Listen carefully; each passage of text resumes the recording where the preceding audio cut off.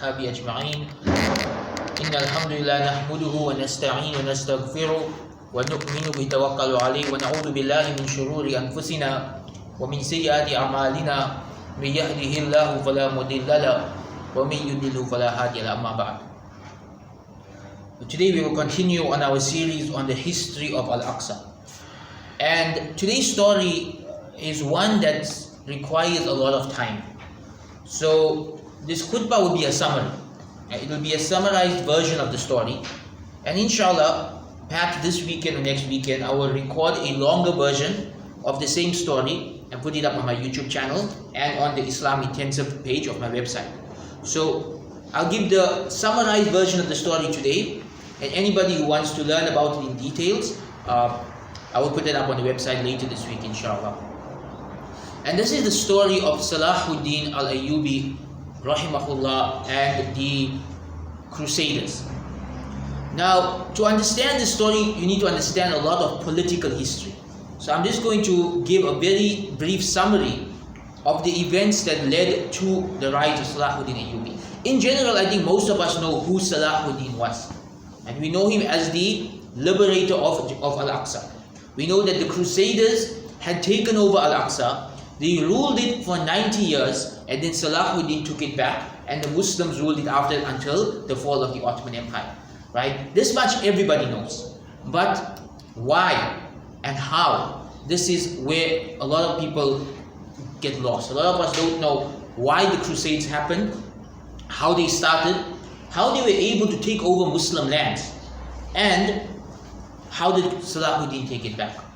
So to begin, from the time of Umar ibn al-Khattab radiallahu anhu, through the time of the Khulafa Rashidin, the Umayyads, the Abbasids, Christians, Muslims and Jews all lived in peace in Al-Aqsa. The early Muslim dynasties all recognized Al-Aqsa as a holy land to all three religions. And the Christians and Jews were given their religious rights to practice and worship in those lands.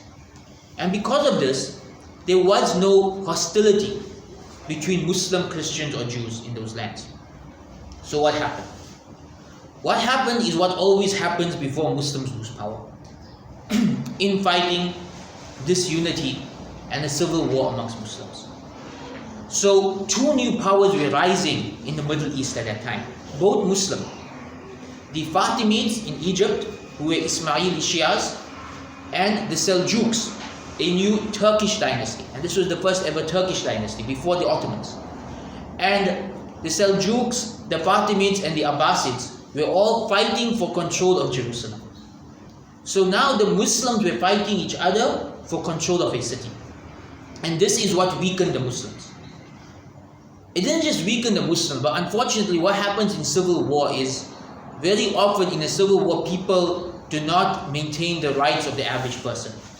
And a lot of things that should not be done end up happening. And so, when the Seljuks and the Fatimids took over these lands, they destroyed churches. And they mistreated the Christians living in these lands.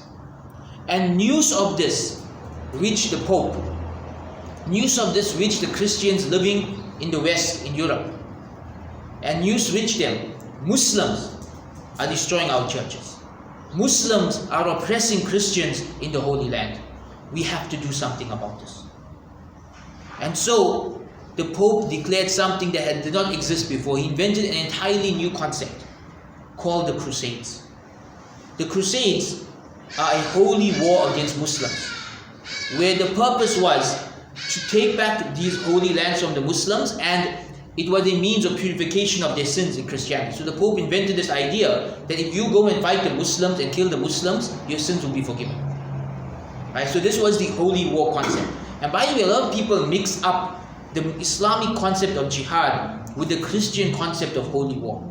This concept of holy war comes from the Crusades. It comes from the Crusades. It's a Christian concept. Jihad is a just war. It is a war for establishing truth and justice and opening the doors of da'wah. It's not a holy war in the sense that Crusades are. The Crusaders went out in the name of Christianity with no intention to spread their religion, no intention to convert, no intention to treat people of other religions fairly or allow them to practice their own religion. It was just to kill in the name of Christianity. As we will see what happened in Jerusalem in this story.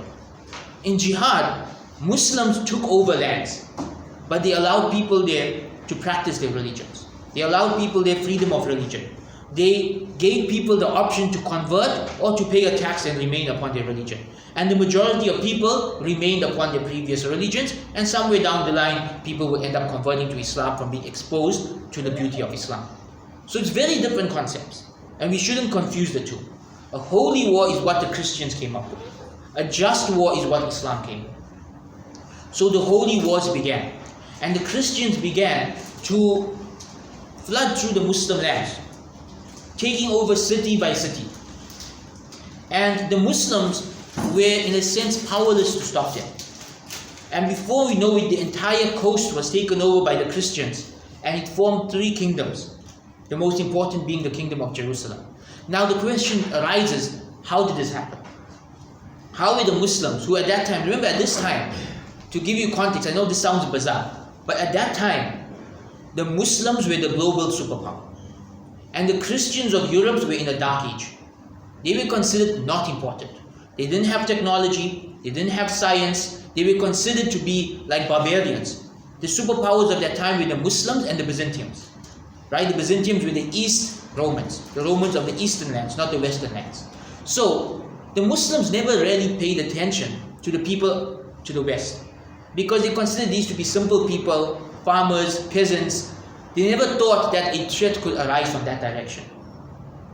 It's really sad how things have changed. Back then, Muslims were the superpower, and the West were considered, the people who had no technology and education. And today the script has flipped, and that's our own fault as an ummah because of the decline in meaning for the past few hundred years. But going back to the story, so one of the reasons why the Muslims were not prepared for this attack is they never paid attention to the people from that land.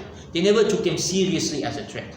Number two, the Muslims were involved in a civil war. The Muslims were fighting each other. And this is a point that repeats itself throughout our history. Whenever Muslims fight each other, they lose power. Look through any point in Muslim history. Whenever Muslims fight other Muslims, they lose power. That's how Spain fell, that's how India fell, that's how Jerusalem fell. Muslims fighting Muslims. And the third reason why the Muslims were powerless to stop the Crusades from taking over Jerusalem was sectarianism. What do I mean by sectarianism? Who were ruling Jerusalem at that time? The Fatimids. The Fatimids were Shia. The majority of cities around them were Sunni. So when the Sunni Muslims saw a Shia land being invaded by Christians, they turned a blind eye to it. They said, not our problem. And the result, Jerusalem fell to the Christians. Now, had Jerusalem fallen to the Christians and they had maintained some level of freedom of religion and allowed the Muslims to worship and live in peace, it would have been a very different history, a very different story, but that's not what happened. The Crusades, and particularly the conquest of Jerusalem, is one of the most barbaric conquests in the history of this world. It's an absolutely savage event where the Crusaders entered the Holy Land and massacred everybody. They killed everybody, man, woman or child, Muslim, Christian or Jew. Because the Christians living in Al-Aqsa at that time were from a different sect from the invading forces. The Crusaders were Catholics. The people living there were Eastern Christians, right, from other sects, other denominations. So they massacred everybody in the city. They massacred the Muslims, the Christians and the Jews, until the streets were literally flowing with blood. And they boast about this in their own diaries. Right till today, you can read the diaries of the Crusaders who conquered Jerusalem, where they boast about the amount of skulls that were piled up. They boast about the amount of blood flowing in the streets. They looked at this as a good thing. This was one of the most savage conquests ever. And it demoralized the entire Muslim world for that time. For something like this to happen, for the Muslims to lose the third holiest land to people who were this savage, and for so many people to be massacred in the process, and for the Muslims to have no control at all over Al-Aqsa for the next 90 years was a very demoralizing point in our history. And I would say, and I know this may be controversial, but I would say it's even worse than what's happening now. At least now we can still praise Salah in Al-Aqsa. What's happening now is evil. It's wrong. It's bad. And Allah will send someone to turn it around in the future. But that was even worse. What happened in that event was something that right until today people are shocked when they read about it. It's unheard of. So what happened? How did the story turn around? And I'm not narrating the story so we can feel sad or we can feel depressed about what happened. I'm narrating the story so we can feel optimistic about what happened next. Because there's a lot of parallels to what happened then and what's happening now. Muslims back then were fighting each other. Muslims today are fighting each other. Muslims back then were divided on sectarian lines. Muslims today are divided on sectarian lines.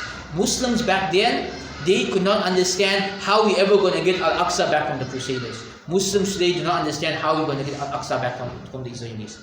Very similar situations.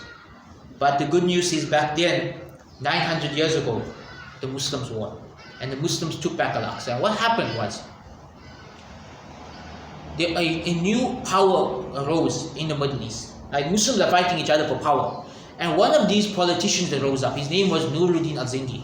And his entire campaign was around the liberation of Al-Aqsa. That the Muslims unite around me and we stop fighting each other and you all work with me, we can take back Al-Aqsa.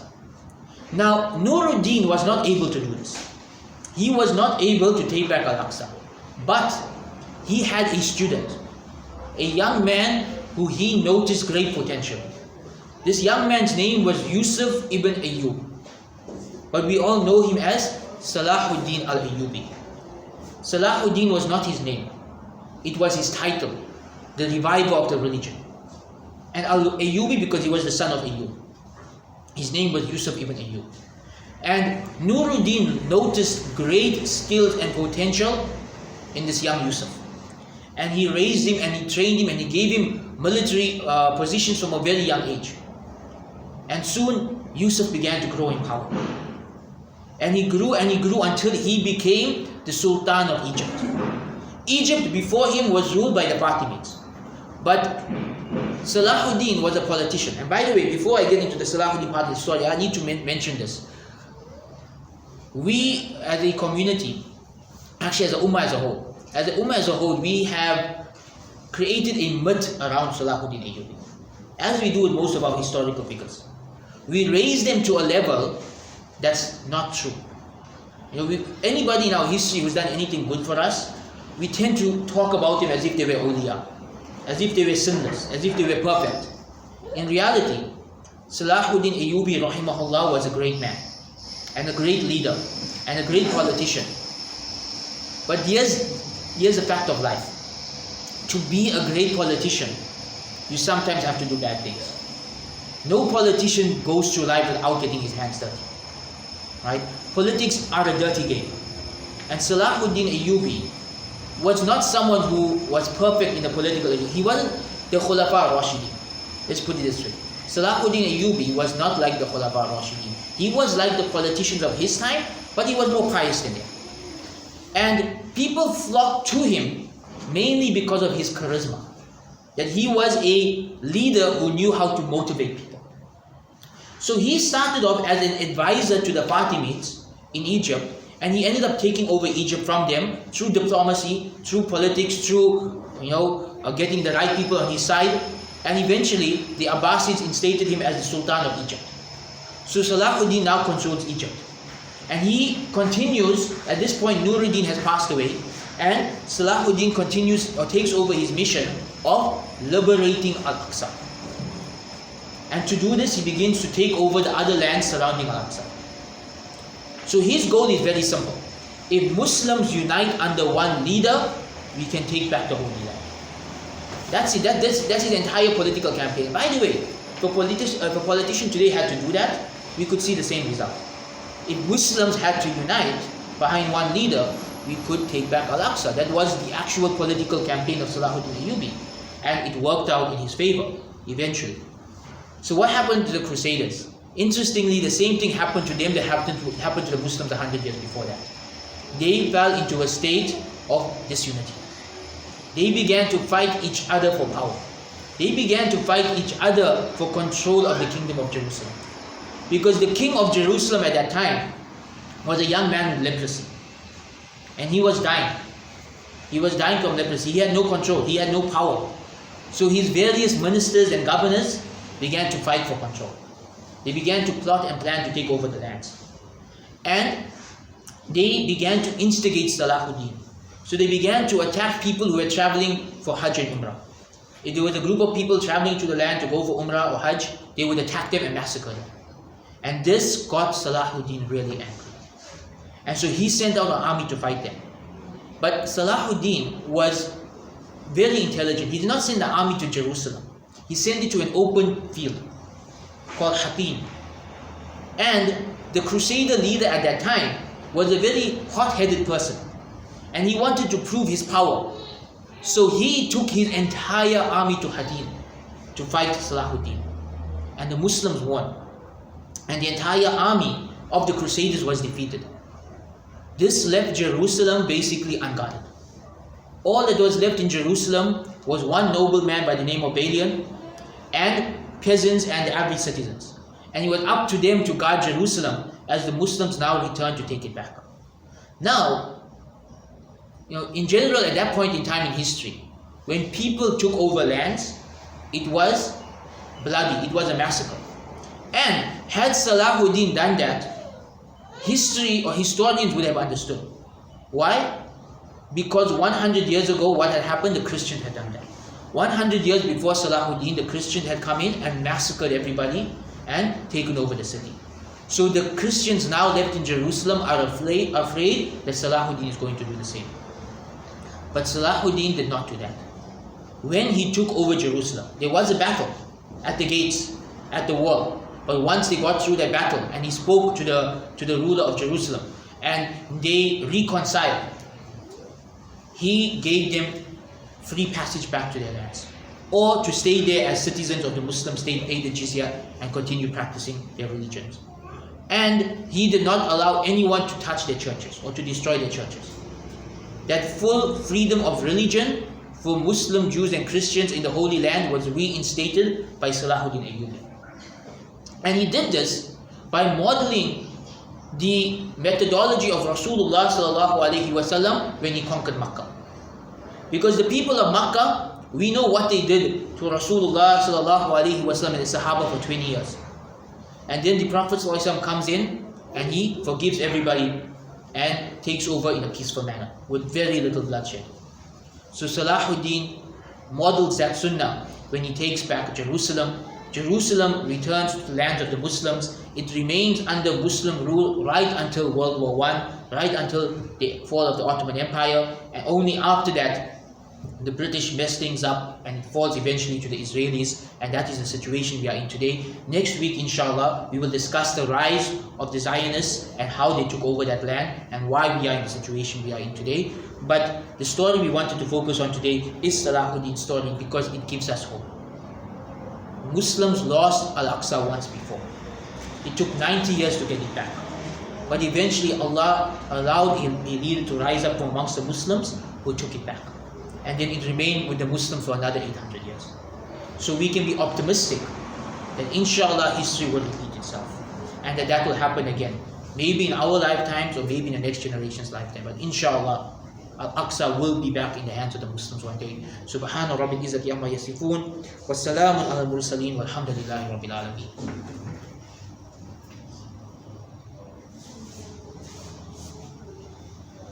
إن الحمد لله نحمده ونستعين ونستغفره ونؤمن به نتوكل عليه ونعوذ بالله من شرور أنفسنا ومن سيئات أعمالنا من يهده الله فلا مضل له ومن يضلل فلا هادي له أما بعد فإن أصدق الحديث كتاب الله وخير هدي محمد صلى الله عليه وسلم وشر الأمور محدثاتها وكل محدثة بدعة وكل بدعة ضلالة وكل ضلالة في النار.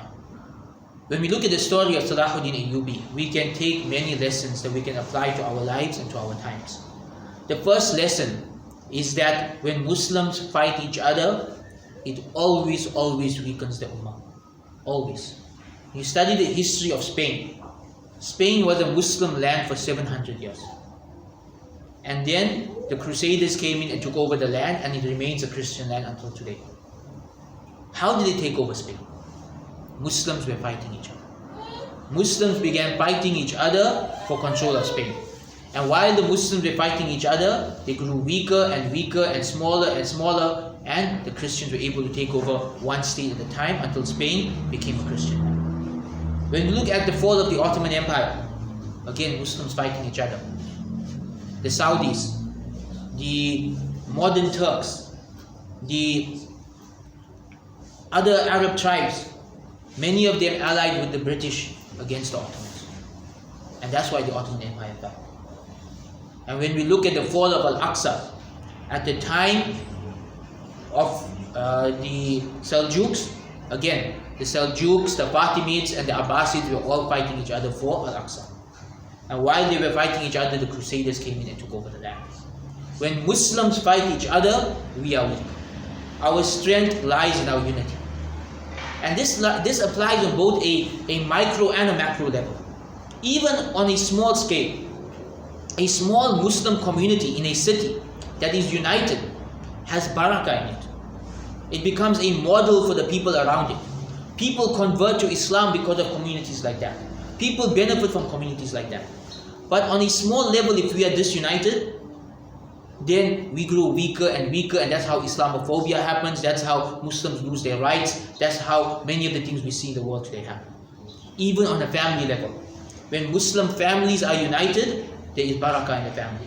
When Muslim families are divided, then all kinds of fitnas happen. So unity is important on every level. Lesson number 2. History repeats itself. History always repeats itself. This is a cycle. Right? And the great historian Ibn Khaldun, he identified many cycles in history. One of the cycles of history that you notice whenever you study is that when an event occurs that is very similar to an event that happened before, usually the story ends up exactly the same. And we've seen this with the rise and fall of each of the Muslim empires. And we can say then, we can be optimistic then, that the history of Al-Aqsa will repeat itself. And just as Salahuddin, a Muslim leader, rose up and he was charismatic and he was just and he was pious and he politically campaigned for Muslims to unite to liberate Al-Aqsa, and that happened and that worked, it is possible that that can happen again. It's probably even more possible today with our media and our technology. All that matters is the right ruler. And that takes us to lesson number 3. Rulers are not perfect, but they are necessary. Why is it that we are amazed by the piety of Umar ibn Abdul Aziz, rahimahullah, or the justice of Salahuddin Ayyubi? Why are we amazed by the courage of Usman, radiallahu anhu, or even later Osman Ghazi of the Ottoman Empire? Why are we amazed by the piety and the simplicity of Abu Bakr Siddiq, radiallahu anhu? We are amazed by this because this is not the norm. This is not the norm. The norm is that leaders are complex. The average Muslim leader you study in our history has good deeds and sins. Has, like, I'll give you an example. Abdul Malik ibn Marwan. Abdul Malik ibn Marwan was a scholar of fiqh, a hafiz of the Quran.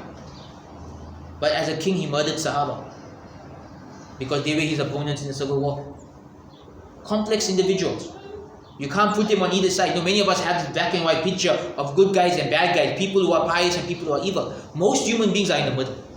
Most human beings are mixed, especially leaders. And I say this because a lot of us today, we want whichever leader rises up next to be the most pious person on earth. But there is a 90% chance that any leader that rises up is going to be a complex individual. A person who has sins and good deeds, who has policies you agree with and policies you disagree with. Because that's how most Muslim rulers were in history. Are we as an ummah ready to follow a leader like that?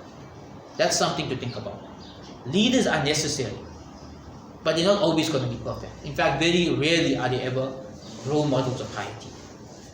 Another lesson that we can take from the story of Salahuddin Ayyubi, and we will end with this lesson, is that justice is always necessary.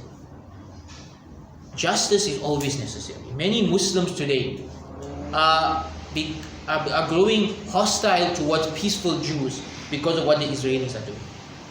And this is unfair. Because Islam teaches us to treat the Ahlul Kitab with justice. We are supposed to treat them with justice. How many of us are willing to model Salahuddin's Ayyubi's behavior?